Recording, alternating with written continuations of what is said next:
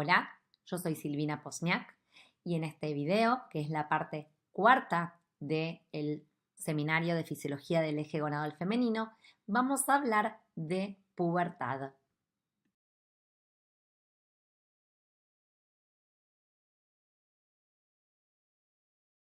Antes de comenzar con pubertad, voy a hacer mención de unas definiciones que ustedes tienen que conocer y que también las van a ver en el trabajo práctico y están relacionadas con las alteraciones del ciclo menstrual que hace unos segundos atrás terminaron de ver en la tercera parte de este módulo.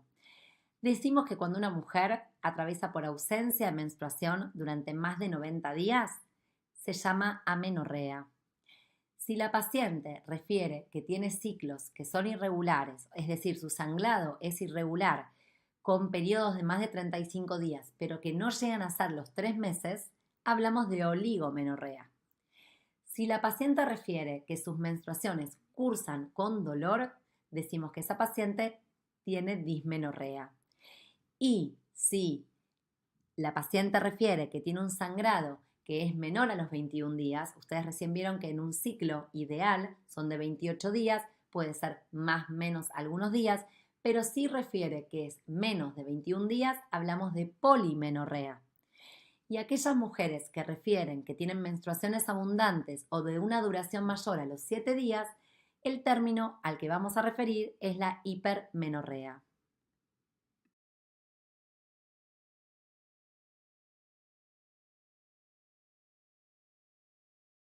Bien, vamos a comenzar con pubertad.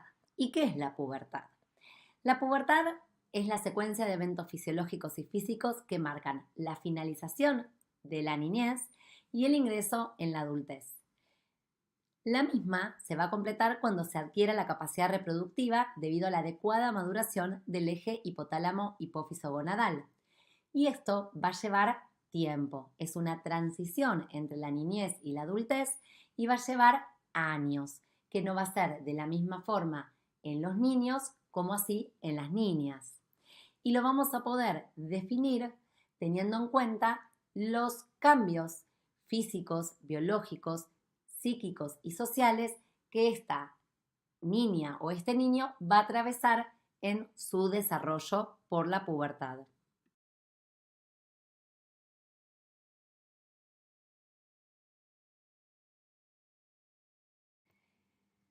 La pubertad, como les mencioné antes por la misma definición, es un momento de transición entre la niñez y la adultez, con todo lo que implica y con el proceso que implica. Por lo tanto, van a haber cambios que son muy importantes físicamente, como vamos a ver a continuación, con la aparición de los caracteres sexuales secundarios, cambios fisiológicos desde todos los ejes que ustedes han visto y toda la fisiología completa del organismo que va a ir cambiando en función de la demanda del crecimiento, entre otros. Los cambios psicológicos, con todo lo que implica para alguien que está atravesando un cambio en su paradigma de vida de la niñez hacia el mundo del adulto. Y lo mismo con los cambios psicosociales en la forma de ver y de vincularse con el afuera y también consigo mismo. Por otro lado, la pubertad tiene un componente genético, tiene una relación con el componente genético. Es muy frecuente que uno a las pacientes, cuando queremos preguntar sobre la menarca, que es la primera menstruación, muchas veces preguntamos los antecedentes familiares. ¿A qué edad tuvo la menarca su madre, su abuela, su hermana, las tías? Porque hay correlación genética de estos parámetros, así como también en la menopausia. Y por último, y no un detalle menor, es el alcance de la talla final y de la adquisición de la capacidad reproductiva. En esto me quiero detener porque es muy importante entender que si bien en la pubertad logramos el desarrollo del eje hipotálamo hipófiso gonadal con capacidad reproductiva, no estamos hablando en un concepto psicosocial y psicológico, sino meramente físico y orgánico. Ahora vamos a ver en un ratito el alcance de la talla final que se correlaciona con los estadios de Tanner, que son los estadios descriptivos de los caracteres secundarios tanto de la niña como del niño.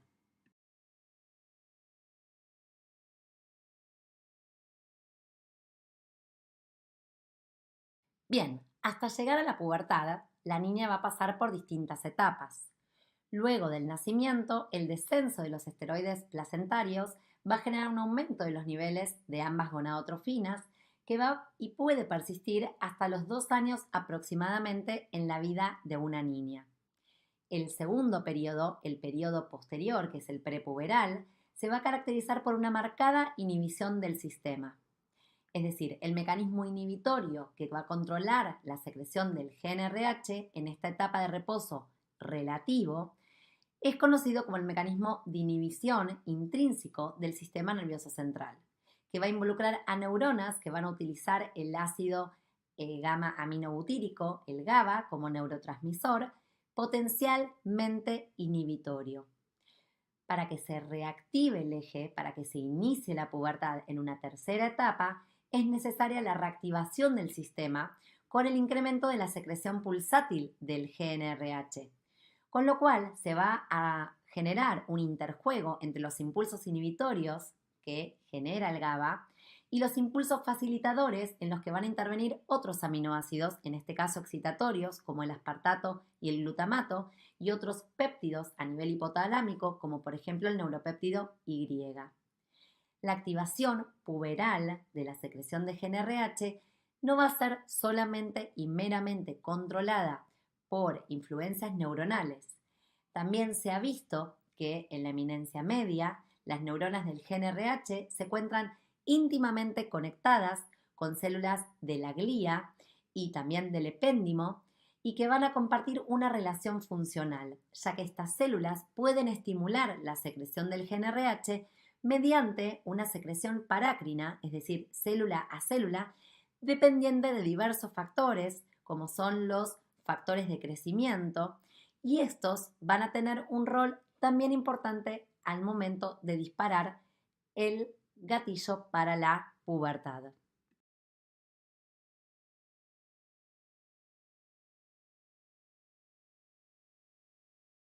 En esta diapositiva podemos observar en el lado izquierdo el periodo infantil con los impulsos inhibidores que mencioné previamente sobre las neuronas productoras de GnRH con poco estímulo de los impulsos excitatorios y a su vez el comienzo de la pubertad en el lado derecho con impulsos inhibidores en mucha menor cantidad sobre las neuronas productoras de GnRH y los impulsos excitatorios que van a poder generar el gatillo hacia la pubertad. Ahora bien, en esta diapositiva podemos observar que hay dos flechas que son importantes, tanto la genética como el ambiente. Un poco lo que habíamos hablado anteriormente, que la genética correlaciona con el momento de la pubertad, por eso es importante preguntarlo en el interrogatorio, en la anamnesis al paciente, pero a su vez es muy importante saber en qué contexto está ese o esa paciente. Si ese niño o esa niña tienen una buena nutrición, si tienen buena exposición solar, cómo es ese ambiente psicosocial en el cual se está desarrollando para poder saber si va a tener una pubertad adecuada.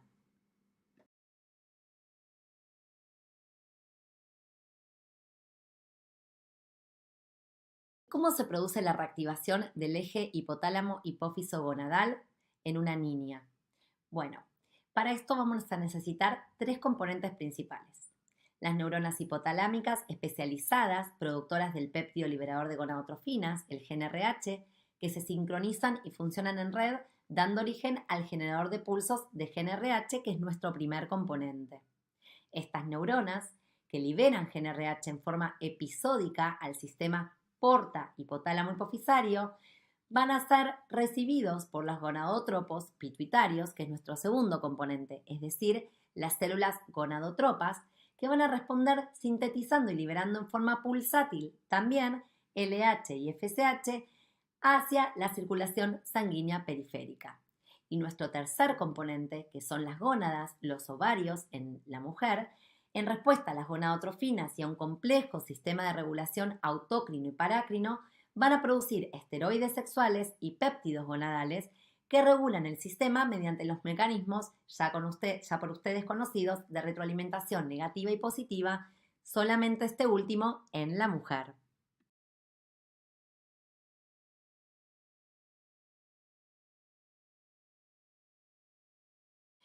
Bien, en esta diapositiva podemos evidenciar esquemáticamente cómo es la reactivación del eje hipotálamo hipófiso ovárico.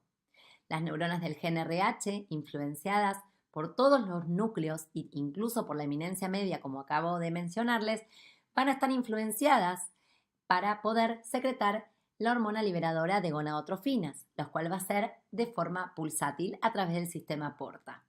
Luego, una vez que llega al área gonadotropa de la hipófisis, van a secretarse las gonadotrofinas LH y FSH hacia la circulación sanguínea.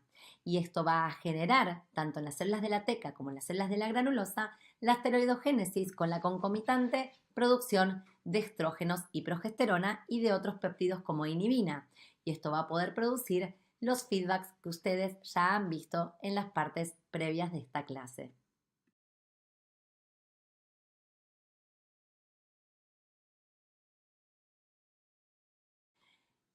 Ya hemos dicho que dentro de la regulación hipotalámica en las neuronas del gen RH van a estar inhibidas las neuronas por ciertos componentes como ya dijimos el neuropéptido I, el GABA, también el CRH, los opiáceos y la misma progesterona, estrógenos y también dopamina.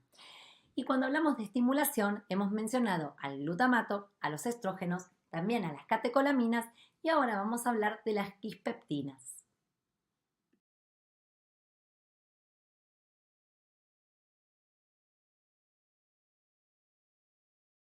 ¿Y quiénes son las quispeptinas? Las quispeptinas son unos neuropéptidos pertenecientes a la familia de péptidos codificados por el gen KIS, que está localizado en el cromosoma 1, y que va a actuar uniéndose al receptor acoplado a la proteína G denominado GPR54. La quispeptina es el más potente estimulador del sistema GnRH, es esencial para la activación prepuberal e indispensable para el desencadenamiento de la pubertad. Se observaron severos trastornos reproductivos en relación a la inactivación del gen, con un claro síndrome de hipogonadismo hipogonadotrófico que llevó en el año 2003 a descubrir a las quispeptinas y todo el funcionamiento que de ellas dependían.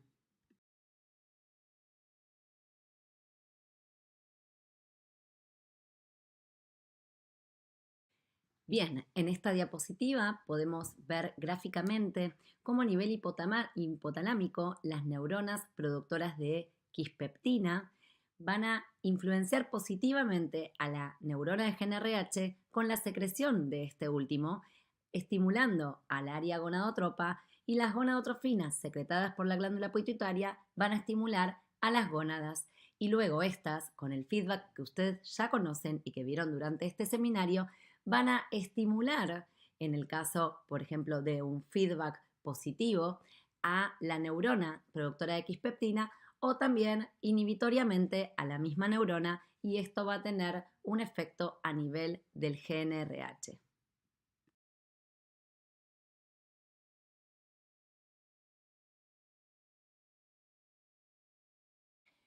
Algunos términos que quiero que ustedes empiecen a familiarizar cuando hablamos de pubertad son los siguientes. La gonadarca va a ser el periodo de activación del eje hipotálamo hipófiso gonadal.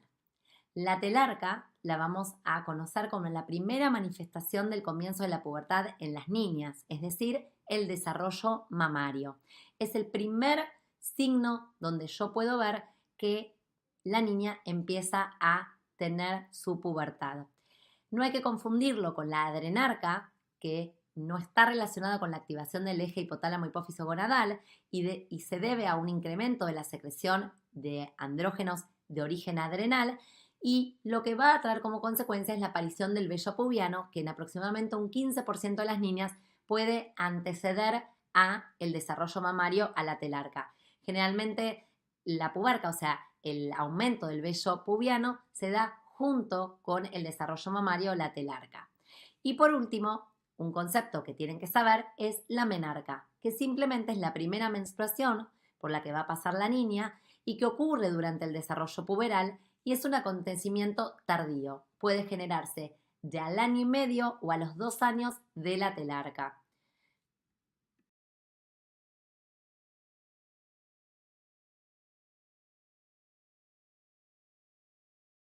Bien, en esta diapositiva podemos observar los llamados estadios de Tanner. ¿Y qué son los estadios de Tanner?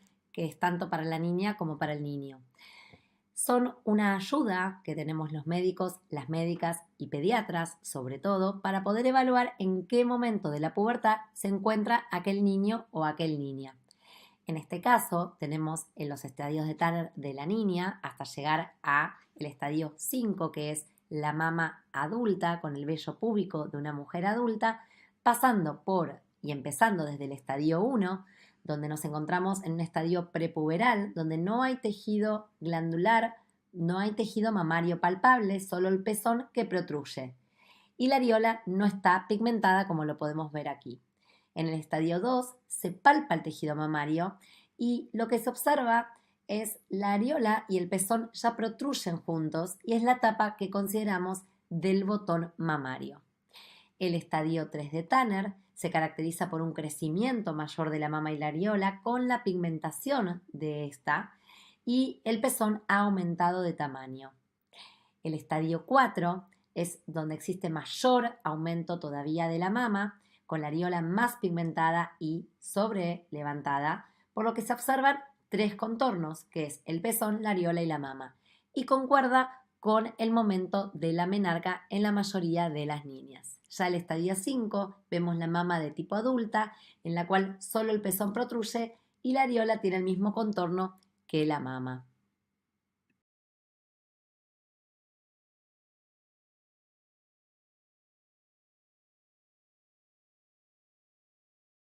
Les mencioné al comienzo de este video que uno de los objetivos primordiales y cambios más importantes de la pubertad es el alcance de la talla. Y a esto me voy a referir en las próximas diapositivas.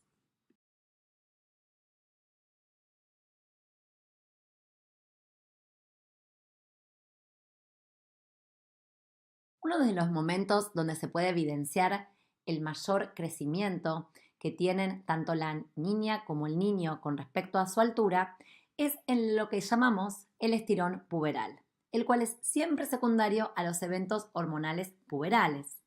En las niñas puede observarse antes del desarrollo mamario, es decir, antes de la telarca, mientras que en los varones siempre se presenta a posteriori del crecimiento del volumen testicular, es decir, que lo vamos a correlacionar tanto en el niño como en la niña en distintos estadios de Tanner. Para valorar el índice de crecimiento puberal utilizamos por un lado el pico de velocidad de crecimiento y por otro la ganancia puberal total. El tiempo total de estirón puberal es prácticamente igual en varones que en mujeres y es aproximadamente entre 4.1 y 4.5 años. La ganancia total de estatura durante el estirón puberal en los varones es entre 25 y 30 centímetros y en las mujeres entre 20 y 25 centímetros.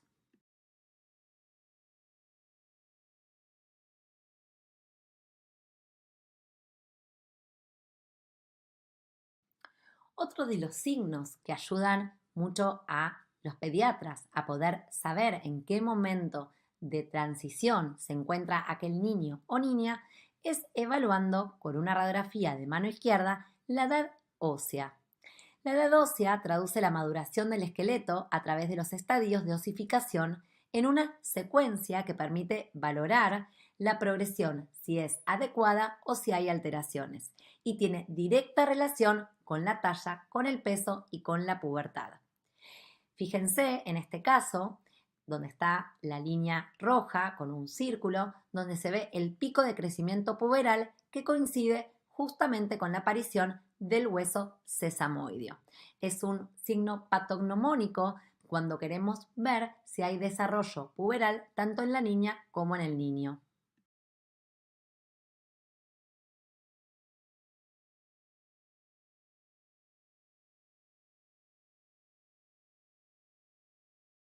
Es una diapositiva muy interesante, ya que hasta ahora mencionamos todos los cambios por los cuales una niña y un niño atraviesan para poder llegar a la pubertad, y para esto mencionamos que era muy importante el aporte nutricional.